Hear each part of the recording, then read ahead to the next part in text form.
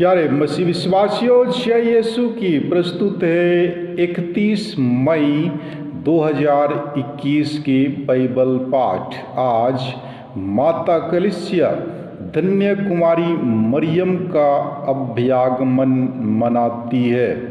आज का पहला पाठ सफन्या के ग्रंथ अध्याय 3 पद संख्याएं 14 से 18 तक से लिया गया है।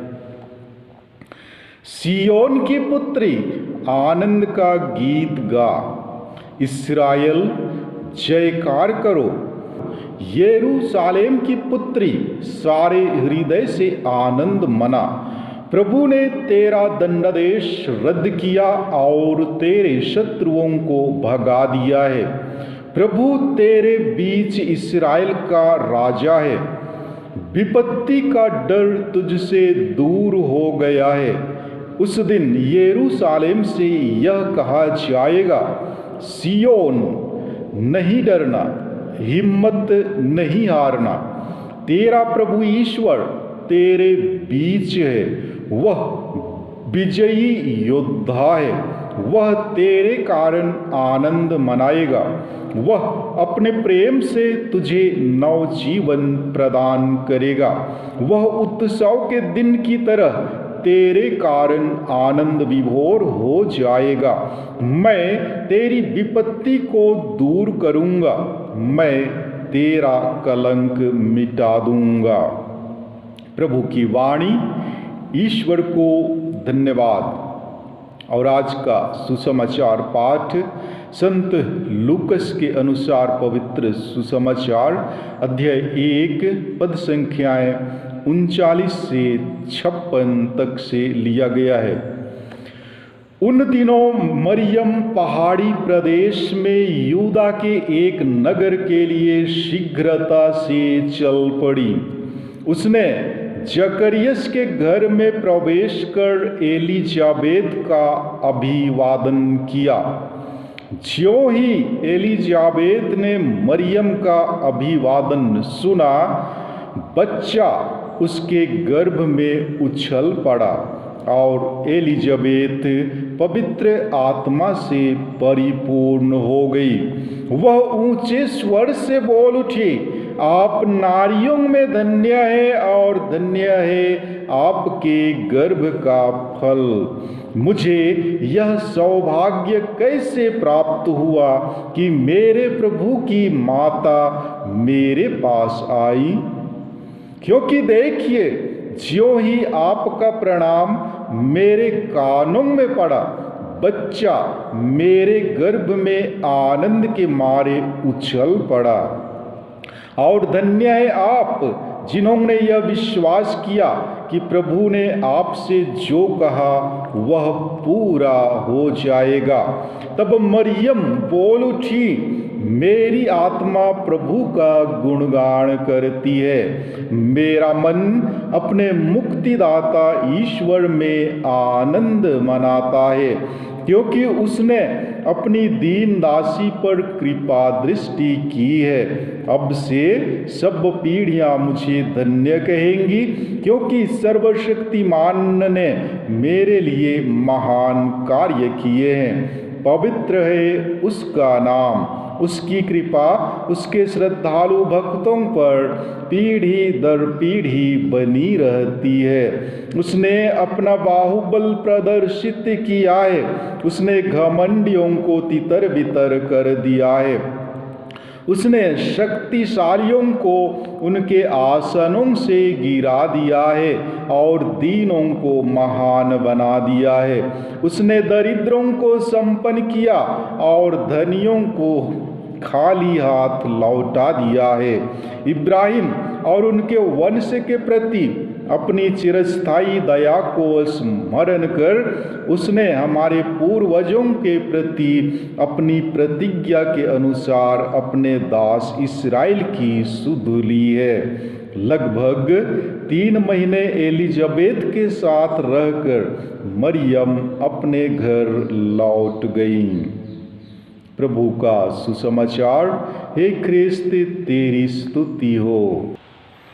प्यारे मसीह विश्वासियों, आज मई महीने का अंतिम तारीख है। माता कलीसिया प्रति वर्ष 31 मई को धन्य कुमारी मरियम की भेंट का पर्व मनाती है। बचपन से हम सभी देखते आ रहे होंगे कि आपके गांव में या पारिश में 31 मई को बड़े ही धूमधाम के साथ माता मरियम का प्रोसेशन निकाला जाता है। लेकिन पिछले साल वर्ष 2020 से ही हम इस प्रोग्राम में भाग लेने में असमर्थ हैं और इस वर्ष भी वही स्थिति बरकरार है। कारण आप सभी अच्छी तरह से वाकिफ हैं, कोरोना महामारी ने संपूर्ण दुनिया को हिलाकर रख दिया है। जब कोरोना की पहली लहर धीरे धीरे समाप्ति की ओर बढ़ने लगी तो सरकार की ओर से लोगों को थोड़ा स्वतंत्रता दी गई थी। अक्टूबर 2020 से लेकर मार्च 2021 तक स्थिति सामान्य नजर आ रही थी और प्रायः सभी पारिशों में और यहाँ तक कि हर एक परिवार में बड़े बड़े सपने संजोने लगे थे। लेकिन मार्च महीने से अचानक कोरोना का दूसरा लहर शुरू हो गया और पास्का महोत्सव को सरकार के आदेश के अनुसार मनाया गया। पास्का पर्व के बाद प्रायः बहुत से गिरजाघरों को बंद कर दिया गया क्योंकि कोरोना का लहर तेजी से बढ़ने लगा। संपूर्ण अप्रैल माह में लोगों के दिलों में डर एवं भय छा गई। कोरोना के दूसरे लहरों को ज्यादा फैलने से रोकने हेतु सरकार ने लॉकडाउन का आदेश जारी कर दिया। लॉकडाउन होने से महामारी के फैलाव में शिथिलता दिखने लगी और अभी पहले से बहुत कम हो चुकी है। लेकिन हम कह नहीं सकते हैं कि यह महामारी कब तक रहेगी। क्या ये महामारी पूर्ण रूप से खत्म होगी? कोई कह नहीं सकता है। लोग दावा कर रहे हैं कि जब कोरोना का तीसरा लहर आएगा तो बहुत ही खतरनाक साबित हो सकता है। लेकिन हमें डरने की जरूरत नहीं है। महामारी फैलने का कारण प्रायः हम सभी लोग समझ चुके हैं, अतः हमें हमेशा सावधान रहने की जरूरत है। मां मरियम की मध्यस्थता द्वारा प्रभु यीशु से प्रार्थना करते रहे कि प्रभु यीशु मानव जाति के पापों को क्षमा करे और इस महामारी का जल्द से जल्द अंत कर दे। प्यारे भाइयों एवं बहनों, हम बात कर रहे थे 31 मई की। जी हाँ, आज माता कलीसिया धन्य कुमारी मरियम की भेंट का पर्व मनाती है। तो आइए आज के पाठों पर हम मनन चिंतन करें। आज का सुसमाचार पाठ जो कि संत लूकस के अनुसार सुसमाचार से लिया गया है, इस परिच्छेद में कुमारी माता मरियम और एलिजाबेथ की जीवंत दृश्य को दर्शाया गया है। प्यारे विश्वासियों, ईसा की जिंदगी में योहन की उपस्थिति उनकी माताओं के मिलने की वजह से पहले ही दिखाई देती है। मरियम की एलिजाबेथ से भेंट में न केवल एलिजाबेथ को बहुत आनंद आता है बल्कि उसके आज जन्मे बच्चे में भी खुशी भर जाती है। एलिजाबेथ पवित्र आत्मा से परिपूर्ण हो जाती है। वह मरियम को सभी नारियों में धन्य घोषित करती है। मरियम एक साधारण पुत्र की नहीं परंतु प्रभु की मां है। वह सभी नारियों में महान है। एलिजाबेथ की सराहना मरियम के मातृत्व तक ही सीमित नहीं है, वह उसके विश्वास की भी प्रशंसा करती है, क्योंकि इसी विश्वास की बदौलत ही वह ईसा की मां बनती है। उनके विश्वास से हम मसीह के आने का आनंद पाते हैं। एलिजाबेथ का आज जन्मा बच्चा उस आनंद को पहले से ही एहसास कर लेता है। प्यारे भाइयों और बहनों, एक मुक्तिदाता की मां से मिलकर खुशी मना रही है तो दूसरी मुक्तिदाता के लिए मार्ग तैयार करने वाले की मां से, एक मुक्तिदाता से मिलकर खुशी से गदगद है तो यीशु अपने अगुआ से मिलकर खुश है। मरियम और एलिजाबेथ की खुशी का कारण है ईश्वर की उपस्थिति। यहाँ दो बिंदुओं पर ध्यान देने की बात है। पवित्र आत्मा की प्रेरणा पर विश्वास और पड़ोसी प्रेम को अपने कार्यों में उदारता पूर्वक दर्शाना। जिस प्रकार एक कुंवारी के हाँ मात्र से मानव इतिहास बदल गया, यह सहज नहीं था।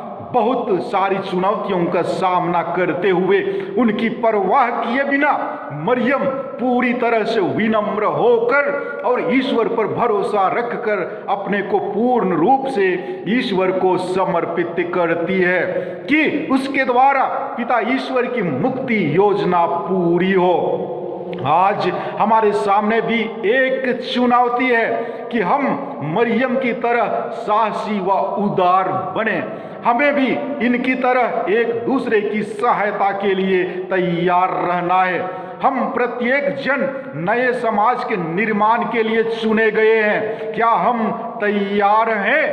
क्या हम ख्रिस्त को अपने पड़ोसी में देख सकते हैं, पहचान सकते हैं? क्या हम पड़ोसियों से मिलने जाते हैं? जाने से लोग खुश होते हैं या दुखी होते हैं? प्यारे मसीह विश्वासियों, जीवन में इंसान कई लोगों से मिलता जुलता है। हर नया सवेरा उसके लिए एक नई मुलाकात है। सामाजिक प्राणी होने के कारण से वह अपने सगे संबंधियों में से कुछ ही खास होते हैं जिनके संपर्क में आकर वह अपने अंदर होने वाले उथल पुथल उद्गार का आदान प्रदान करता है। दिल की हलचल तभी प्रकट होती है जब वह वाणी द्वारा उभर कर सामने आती है। माता मरियम का जीवन प्रेरणाओं से भरपूर है। दिलासे का झरना एवं दुखियों की दिलासा है, क्योंकि वह हर दुख दर्द को हर लेती है। वह सब नारियों में श्रेष्ठ है और सब नारियों से बढ़कर महान है। वह सब कष्टों को सहन करने वाली माँ है।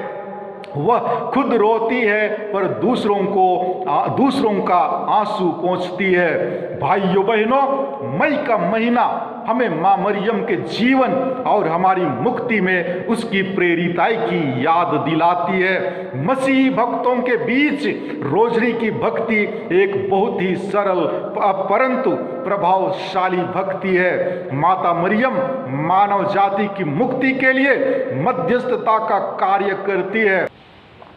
उसने अपने इकलौते पुत्र को मानव जाति को पापों से बचाने के लिए बलि के बकरे के समान समर्पित कर दिया।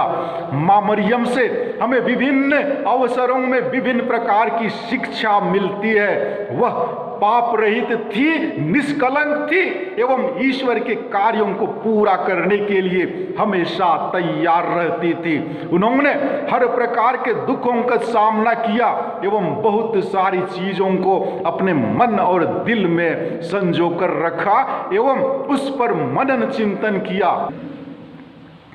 हम प्रार्थना करें कि ईश्वर की कृपा से हम भी माँ मरियम की तरह एक आदर्श जीवन व्यतीत कर सकें। आमीन।